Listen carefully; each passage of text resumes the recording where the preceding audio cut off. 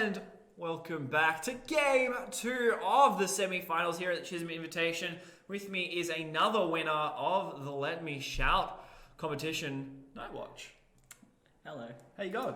Good, thank you. Are you Good? Yeah, good. You watched the last game? Yeah. Yeah, how did you, what were your thoughts? Well, my opinion is they're just hard proud through that Talia and Oilers thing. They just put so much attention to it that they didn't stand a chance really, because what Aquinas was focused was really more that mid-top side. Yeah. Because that's really where the strengths are if you analyse their team. The best players are the mid, jungle, and top. Yeah. So it's quite obvious that they want to focus around there. Yeah. And well, however, it didn't go well to them because obviously don't have many resources down on the bot side. Yeah. It's reactionary. Yeah. So pretty much SPCC was just dictating the pace. Yeah. Especially with like Kha'Zix just roaming around jungle, complete jungle pressure. 100%. Yeah. Can't do anything. Definitely. And we will jump into game as soon as it comes through. We'll see whether SPCC can close this out 2-0 or whether Aquinas can claw it back and make it a 1-1 and make us go into the third game here. And here we go, straight into champion picks and bans. And justify, I expect we'll see a Mordekaiser. Mordekaiser ban. We'll see a Mordekaiser ban. I think, there we go. I mean, don't want to verse that again. Exactly, and we did watch SPCC on Thursday as well, and just going off last year, like just get rid of the Mordekaiser. I don't want to play against it. If anything as well, I'd look at potentially banning Darius. I think that's another. Honestly, for now, because we'll also focus. Oh, there's a Shaco event. Quite sad. Want to see him play that though. I think was that so rude? SPCC is very sad whenever Shaco gets banned. Is that? Well, there's a secret thing is that team doesn't really like it when we play Shaco, but we just love. But it's just so fun when we play it. Yeah, right. Okay, that's fair. Interesting to see that the bans have come through, and it's the Shaco and the Echo being banned. And then on the side of SPCC, they have banned Shen, Kane, and Oriana. So targeting at least one person that played in the previous game there. Master Knight does have Zed up, and he also does have Darius up. But as well, I don't know if Aquinas AQ have picked this, but you guys have subbed in someone here. Yes. Frostlaw jumping in to that mid lane there, and there's that Darius pick that I just so happened to mention. Azir being grabbed. Yeah. Once again, Aquinas not really like they're just right now they're trying with that Nocturne pick. Absolutely no jungle pressure again until level 6 mark. Kha'Zix again just gonna have pure map and jungle control. Yeah. So that means Aquinas cannot play anywhere now. Interesting. Kind of picking your starter, not letting the enemy ADC play it as well as he did last game. Really good there, and especially with that Tristana being grabbed there, they can prioritize 2 more bans to the AD carry or split one to the support, one to AD. Looks like we will potentially see an Aurelia locked in here. More than likely, Frostlaw's champions. He is an Aurelia and a Fiora player there, so. I mean, understandably, we will see Aurelia be locked in there as we go into the second ban phase. I was more thinking that even though if the Nocturne was going jungle, it's still that that mid flex pick. You can still potentially take a Nocturne mid. Or like a soul lane, Yeah. Try to press, try and counter the platinum. Yeah. Top lane, and try to minimize him. Yeah. Which obviously they did in the last game. Yeah. So we'll have to see what happens. The Braum coming out on the side of SPCC. They do not want the giant mustache man to even make an appearance in this game. Leona being banned out as well. I mean, just the support bans. A lot. I mean, both bans there, are very much the same there. Whether SPCC will put another targeted ban on the mid laner, since there is a possibility for a swap, or even a jungle there. A Jax being banned out. So. That's interesting. I wonder if they think that the Azir is going to go mid. I feel like it's going to be Azir mid, Nocturne jungle. I feel like Jax is a smart ban because they just want their top lane to get ahead. They do not want the enemy top lane to have a great time against them. Yeah. And the Shaco being banned out. So as a support main myself, 3 targeted bans on a support. you gotta feel good being Shaco not found. Being able to take a lot of that brunt for the team. Which means that the team just basically pick and ban whatever they want. And it looks like a Kaiser will be grabbed. It's a very hard scaling team, and actually something that I did not even think about. Tristana mid. I thought that mainly it was just an AD carry grab there, but Jongstar might be able to take that into the middle lane there. Whether we'll see a full AP Tristana mid, but it doesn't do as much damage as AD anymore.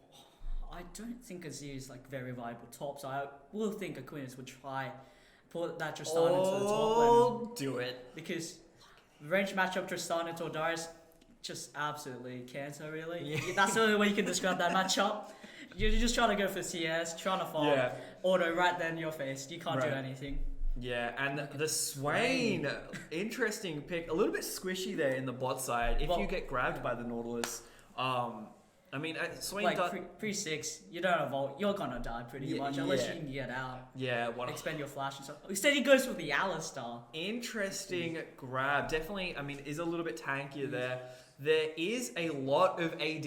I mean, Kai'Sa is mixed damage, but there is a lot of AD coming from the side of Spcc. However, the reason why I said that Azir might be top is because Carrot Kid said that one of Did I Ask's favorite champions to play top was Azir. Well, that's quite interesting. Yeah. Basically, I mean, if you never have to get close to Darius, you're not gonna. That's true. Yeah, because he can just eat away there. Yeah, he could just run, and I mean that's probably the best case scenario. And even if Darius takes your tower, you still kind of have another tower. There's a lot of disengage potential from Azir to play into that Darius. With the ult as well, stopping any potential. I mean, in post 6, you look at a Kha'Zix ganks, being able to throw that ult, waste that jump. But I mean, looking at the side, both sides there, obviously a lot more tankiness coming out of the side of SPCC with the Alistar, with the innate, Bruiser Aurelia, with the Darius, tends to build Bruiser as well. And then on the other side, you only really have Nautilus to kind of be that frontline tank. I really think is that, if you look at both teams' side, I really like that Tristana pick now because I realized going to have no mid lane control now. Yeah. Because of the pushing power Tristana. Yeah. She can just rotate with that alongside that Nocturne, minimizes Kha'Zix's potential now. Yeah. And the Azir top side, they're all pushing lanes, so really minimizes that Kha'Zix now. It's very much a game about minimizing risks. You definitely want to play very safe, and I mean, the Tristana might be at a little bit of an unsafe position there just due to the fact that she naturally pushes the waves, can open herself up to ganks if she isn't careful. And so that's something that I would be very careful if I was Jongstar. But at the same time, Nocturne really is, once he hits 6, that's when Nocturne will come online, being able to be anywhere essentially at the map. So really all Quint has to do is just protect that Nocturne. It's just protect Nocturne comp until he finally carries you. Yeah. And then as well, there's some really nice power spikes on both sides. You look at Azir, who naturally will hit like that mid-game, late-game spike and just become such a dominant map control. Especially when he finally gets that, was that yellow stick thing? It was like Nash or something. Nash's tooth? Oh, Nash's tooth, yeah. Yeah. It's just yellow stick. I'm going to call it from then on. Are you going to build the yellow stick? But yeah, as soon as he gets that, the attack speed and the ability power, I mean... Just spikes, yeah. Yeah. Especially, then 2 items, he could build Leandries or anything. Yeah. And he'll realize it's just powerful. Yeah. And especially how you see through this go, Azir's going to be a powerful pick, but what thing is, that's late game. Yeah. And as we can tell from the other game, they didn't get to late game. Yeah, that's the thing. Is that, definitely Aquinas is looking for that late game potential, but whether SPCC will let them get to that late game potential. And then even then, if you hit the late game, you still have to deal with an Aurelia and a Kai'Sa. Yeah. Both champions that just scale exponentially into the late game. Kai'Sa just will naturally hit those power spikes, even if she is behind. There is a worry in the Queen of Simaus that Ezreal or Tristana, I'm looking at a Kha'Zix, as in my experience as an ADC, I hit assassins. Yeah. I'm gonna be fearing that Kha'Zix in team fights. So it's very still late presence. Well, you could rely on Azir to knock Kha'Zix back, but you're still gonna die. Yeah, there's not a lot of peeling potential there. I mean, Azir can kind of peel himself. Tristana can jump away, and realistically, Ezreal can jump away at the same time. But if Kha'Zix kills you in 0.3 seconds, you're not going to be able to jump away. Yeah, 100%. I'm very interested to see how this match will go. And I mean, if Aquinas as well wants to cause a little bit of a stalemate by, not engaging, they do have the Alistar who can force an engage there. Just whether he builds Shirelia's or Righteous Glory potentially, being able to just push that movement speed, headbutt, throw everyone up in the air, starting and then cause the fight that way. The Darius has opted to go for a flash ghost there, so the traditional Darius, not going for teleport, so they will lose out on some global map pressure, and the Aurelia has taken Ignite as well, so 2 teleports on the side of Aquinas there, so their map pressure and their potential bot lane ganks and Dragon, just general objective control is much stronger. Because Nocturne really fell into prevalence in the pro meta because this denial potential of TPs. Yeah. I think SBC has realized they can't bring TP into this matchup against Nocturne. Yeah. After 6, they can't help. So it's like, let's just get the combat spells, get through lane, make that Nocturne useless, or we're going to struggle with that TP. Yeah. It definitely will see how much these TPs. I think that will be really the defining factor. When Dragon is up, and the first Dragon will be Cloud Drake. When that Dragon comes up, how fast can those TPs collapse if need be? Because then if you leave that Darius top, I mean, sure, he could possibly get a plate or 2, but it's nothing to the Dragons, And even then, Aurelia, if she wants to rotate around, it's not too far from mid into Dragon, but it is, if she accidentally goes back and then at the wrong time, it's just added at more and more time. So we'll see how that goes. Kha'Zix throwing out the ward there and then immediately going back and grabbing Sweeper. So usually the traditional start there. The Alistar has grabbed the minion Dematerializes, which is an interesting choice there, especially as a support. I feel like it's quite useful in this lane because if you look at the Nautilus, you're going to try... Because a big thing about Alistar, very easily punishable. Yeah. When he tries to walk up because it's melee, try to kill the minion, he can just stand far away, use minion Dematerialize, that helps him. Yeah, I would argue the same thing about Nautilus though. Nautilus, you basically got 2 beefy boys that want to get into attack range, melee range to do anything, and both can get punished. If Nautilus walks up, I mean, the knock up and the headbutt in the wrong direction can be definitely very, very punishing there. A few early trades going on. Frostlord taking a bit of damage there. You can see the huge lane potential that Tristana has, bullying every lane, because that's just the range against a melee matchup. Yeah. You just see right there, see how they minimize or increase the lane and see how much gold they can get out of that advantage through that matchup. Yeah, I wonder, just even going back to champion select there, whether they thought that the Tristana pick was, going bot, and then they countered the Azir with the Aurelia, only to find out that no, it is in fact a Tristana mid lane. So very good very good pick there. Yeah. The stun coming off, however, the jump away, and there will be no more damage, as there's just a very nice disengage. Again, something that we haven't really talked about is just the fact that Tristana can just jump away at any point. Very safe lane. Yeah. That's just potential. Kha'Zix jumping into Did I Ask the Azir, asking you away. Just good pressure out there from Kha'Zix. Yeah, really quick clear there. Opted just to go blue to Gronk to red and then gank there, as Nocturne is more doing a full jungle clear. Definitely taking his time, trying to hit 6 as fast as he can, whereas Kha'Zix obviously wants to gank and get that potential going. But a nice disengage there. No flashes burnt in the top lane.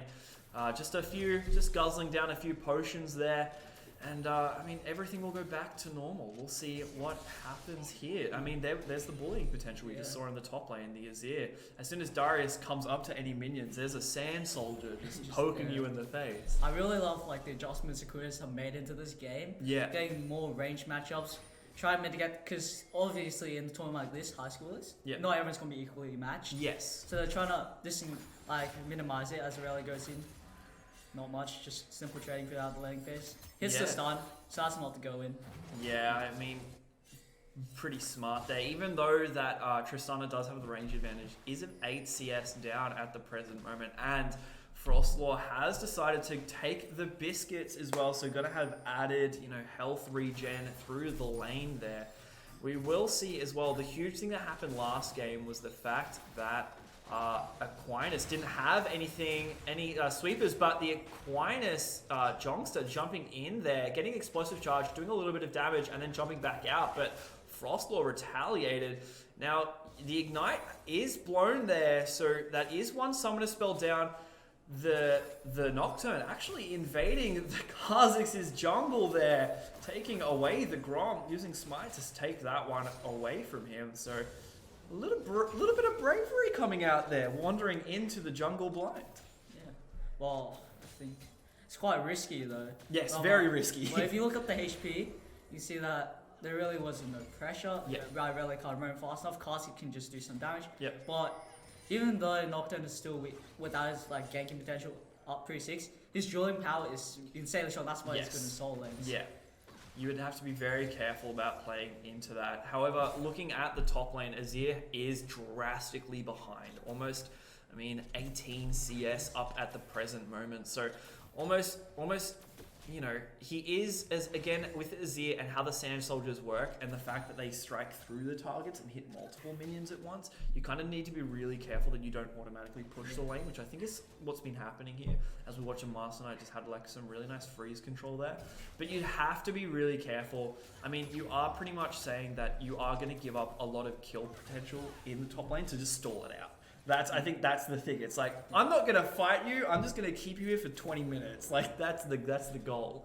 I think as we get to like around the 10-minute mark, I think Kha'Zix is gonna go with Rift Off. Yeah. If you look at the top lane, you see the wave management here. Darius is pushing slowly into Azir. There's amount of minion build up here. That locks to Darius to help the Kha'Zix. Yeah. So you're not really seeing that pick from Azir being executed that perfectly. Yeah. It's not what we like to see because. Well, that's just good micromanagement from Master Knight coming out there. Yeah, 100%. And if anything, Did I Ask would obviously have some nerves going from last game into this game. So definitely want to play a little bit careful there. Darius is 6, so the guillotine can come down at any point. Cutting a man in half and getting the reset. I would be very careful about that. However, he's opted to go back, which will give Did I Ask a little bit, some free CS there. Doesn't have to worry about a big, beefy Noxian sitting in a brush. As we look at any potential ganks, any potential roams here, Kha'Zix on the bot side with the Cloud Drake being up. There is a lot more vision on the side of SPC towards that mid-side dragon there. However, there is a ward on the dragon for Aquinas, so they do have vision.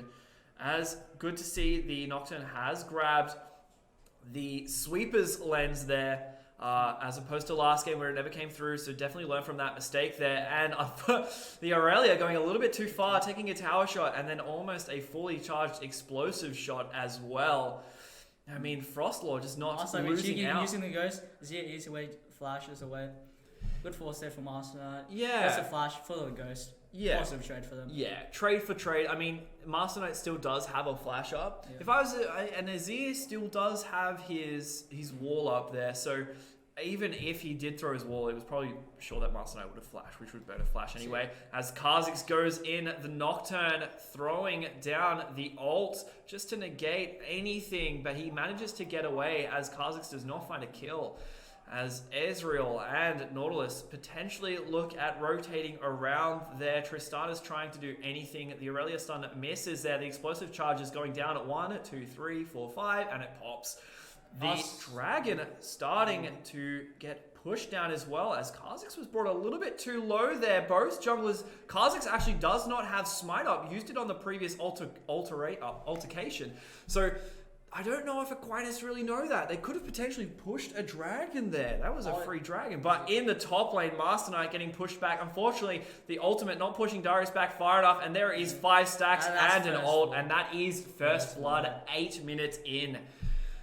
Unfortunately, I think the way that wall worked is because the wall was trying to push Darius back into terrain. It just kept him up in the air. So very unlucky on the side of Did I Ask. Otherwise, it probably would have been a nice disengage. I feel like it just all came out of play of the E being cancelled by the Darius. Yeah. They just set up that play. Yeah. Let's look now.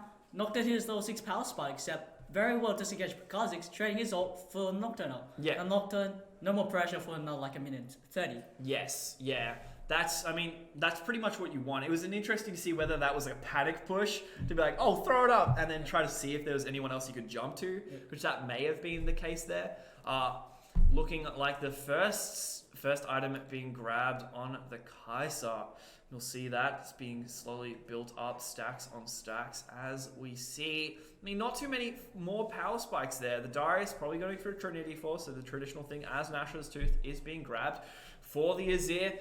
Skirmishes, I think, being built on the Nocturne there, going for an attack speed orientated build as the Tristana jumps out of the way as a cow just wanders out of the brush there.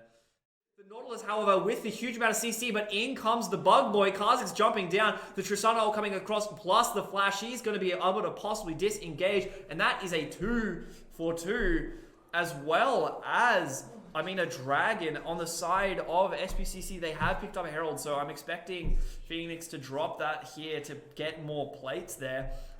And I mean, a pretty equal trade, I'd say. I don't necessarily know that, I mean, with people like Nocturne with those like really long cooldowns on those ultimate, definitely having a Cloud Drake will be very important there to reduce it somewhat. But on the other side, I mean, they did lose 2 plates there in the mid lane. We'll see how they can react. And I mean, both AD carries going for a similar build.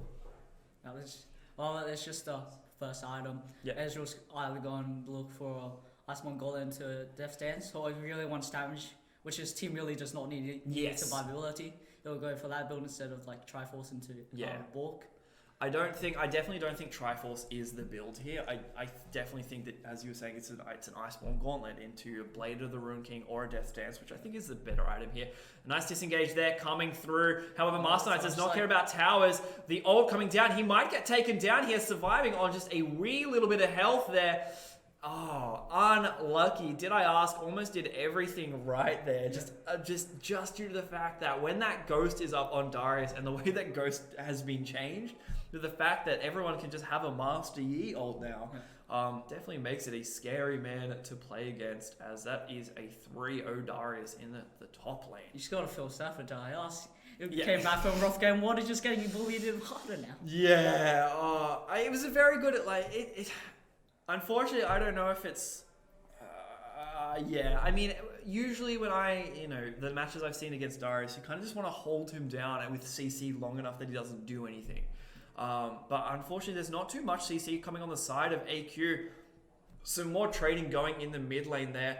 Jongstar is taking a lot of damage there in the mid lane. The Nocturne, however, is going to be able to find the Kha'Zix as Kha'Zix finds Nocturne, fighting him one-on-one. However, the Alistar headbutting the Nautilus out of the way as he found a hook. The stun coming down as Kai'Sa is just going to be able to chunk through with the max HP damage. The ult coming through.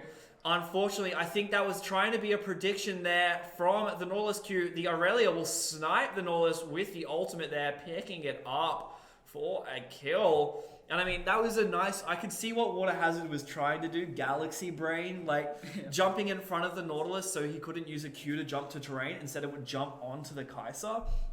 Unfortunately, the cooldown was down. But really, really smart play there, as well as just getting themselves into range. And the Aurelia is 3-0. The Kha'Zix has picked up his first kill. And the Darius is 3-0 as well, with Kai'Sa grabbing a kill as well. I mean, if you were AQ, what would you do to get back into this game? If I was them, I would just stop fighting Nocturne. Yeah. You're just going to lose now because we have no more pressure. Yeah. Minimize the Azir, get him to just stay on the tower. Get the Tristana, focus around top side, get that pressure over there. See if you can punish that Darius a bit. Yeah. Because you can do fine in a 1v2, but 1v3 it's a lot harder. Yeah. So you see if you can maybe shut down on Darius, or we focus on that bot side because they're still weak right now because Kai'Sa's very late game. Does not have a Q upgrade yet. That is a lot of damage coming out just from an auto attack and basically a Q there from Aurelia. 2 levels ahead on to Jongstar. So even though that we said in the early game potentially would have had that advantage, it has now been lost. Frostlord has managed to somehow pull through a lead in what would have been a mismatched matchup. As we see just AQ Aquinas come through, clear some wards there. Dragon is up in 30 seconds, and it is an Infernal Drake, hotly contested. Will help both sides tremendously, as 3 meter might get caught out there. The spell shield coming but not landing, but neither does the Aurelia. Stun as she clears a control ward, setting up for a potential dragon. Teleport is up on the Azir, so he is going to be able to jump into the fray if need be. However, Darius will still be stuck top lane. But on the other side, he will take first tower. Yeah. it's just what I have to expect. And I really could probably go in, but just asked not to. Instead, Tristan just wasting the ult there, trying a bit scared there. Yes. But not realizing really because you jump away using the ult. Yeah, the Nocturne ult is up as well, so we can maybe see something happen there. However, there isn't Aurelia waiting in that brush, zoning out 3 people at once. They pull Dragon out of the potential hit spot there for the Ezreal, as Dragon has been taken on the side of on the side of SPCC.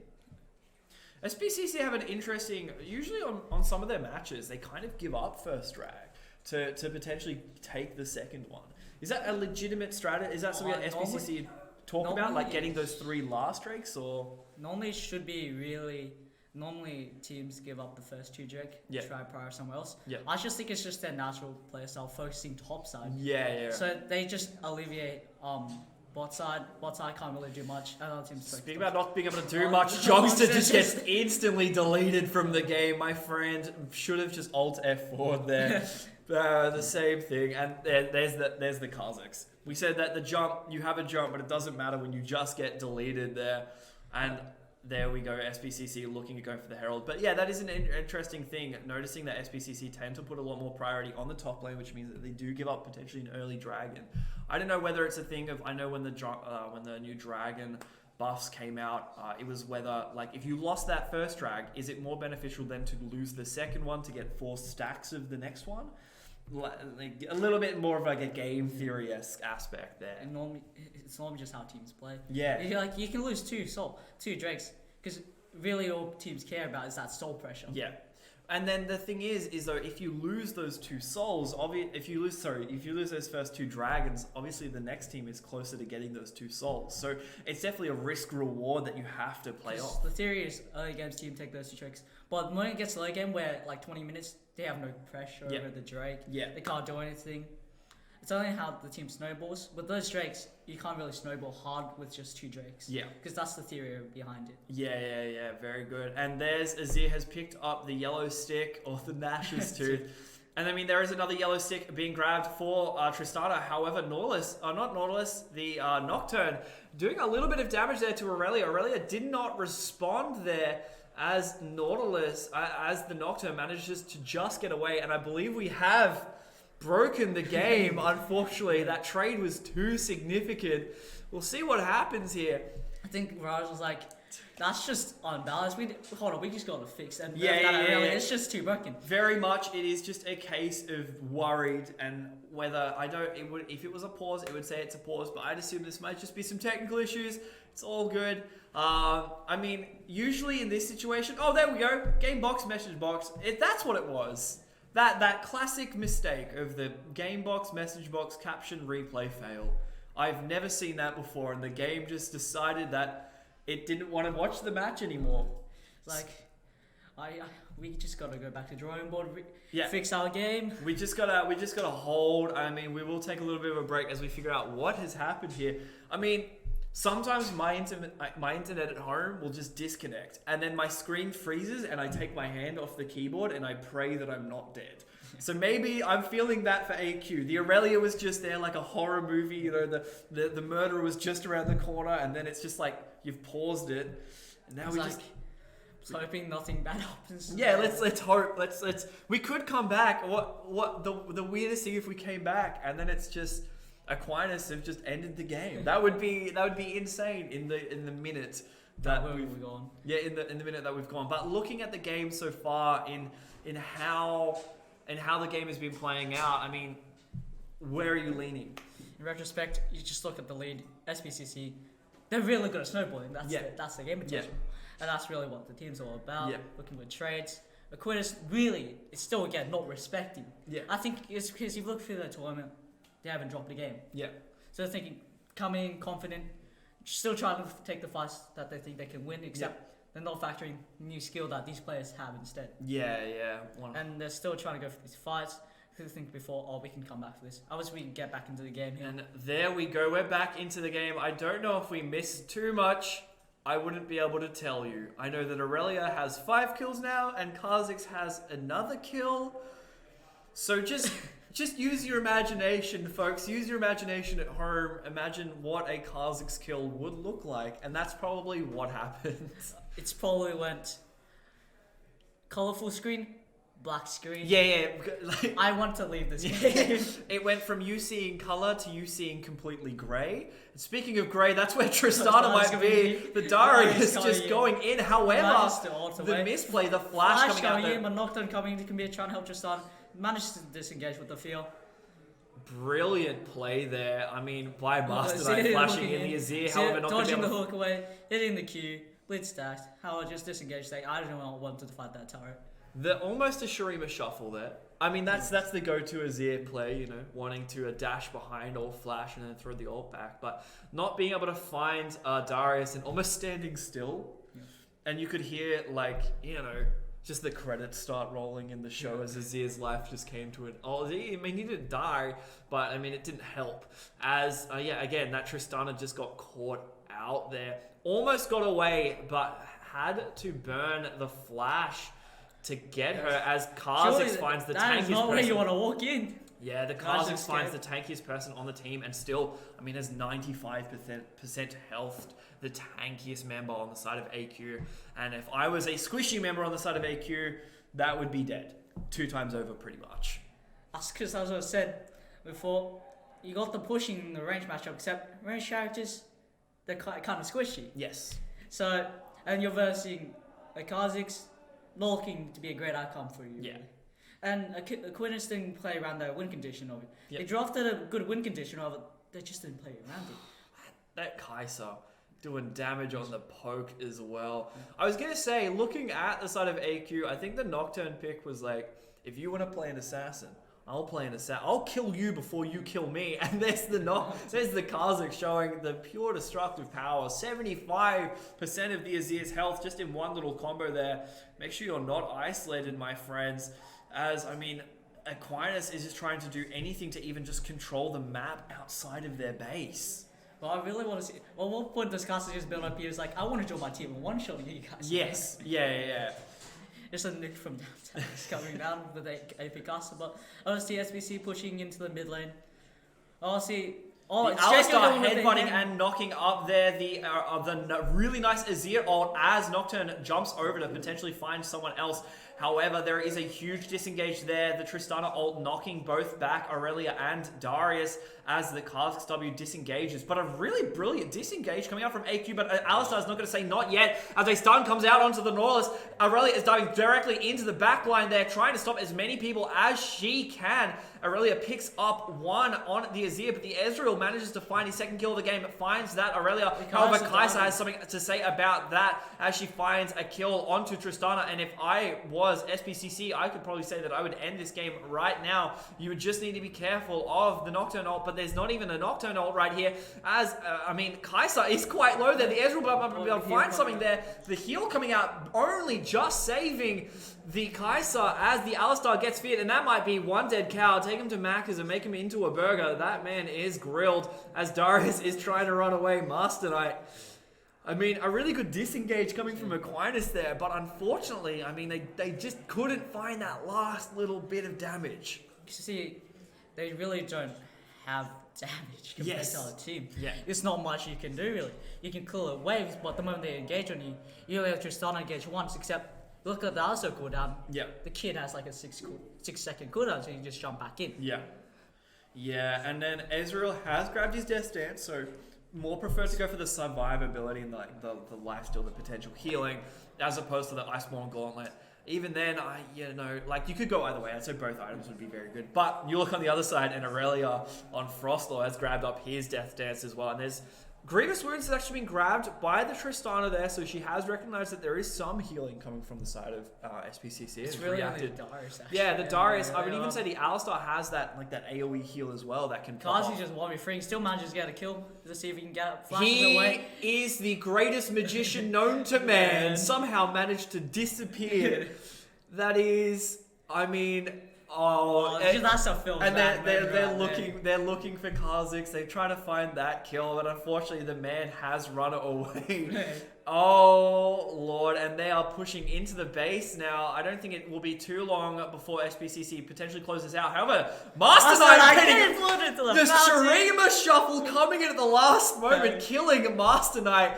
Oh, that was a brilliant play there, and overextending Master Knight. The God just 4 men knockout from Alistair, really coming back in, being all this old. Oh, CC is coming down, lay it down. The Azir tower is also up, slowly damaging everyone, but it doesn't matter because Aurelia is healing through everything, and that might be game.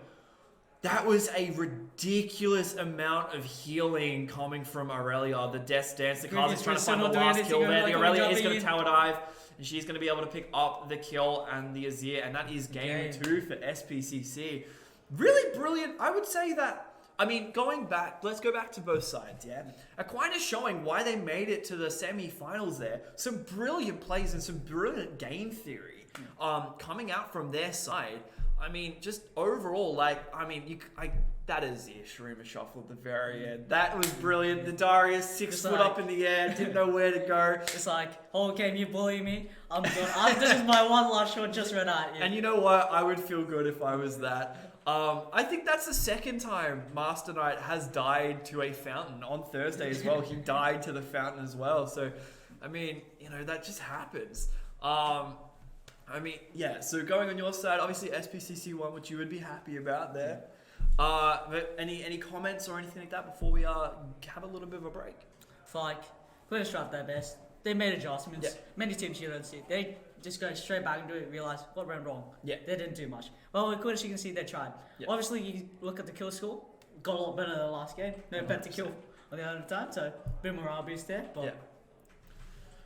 100%. So we will jump to an ad break and then we'll come back with the losers bracket to fight for 3rd and 4th place. Thank you so much for joining me. We will see you after this break. AQ. I mean, that was to be expected, as you said. This is the Chisholm Maroons I'm used to seeing. This is them, playing it through their jungle. The fluid takes him down, but Master Knight has been angered and will take it right now. Thanks for showing why they needed to ban him out, but even still, I believe. And the Warwick being such a playmaker in the side of fire. They want a bit of revenge. They get a second.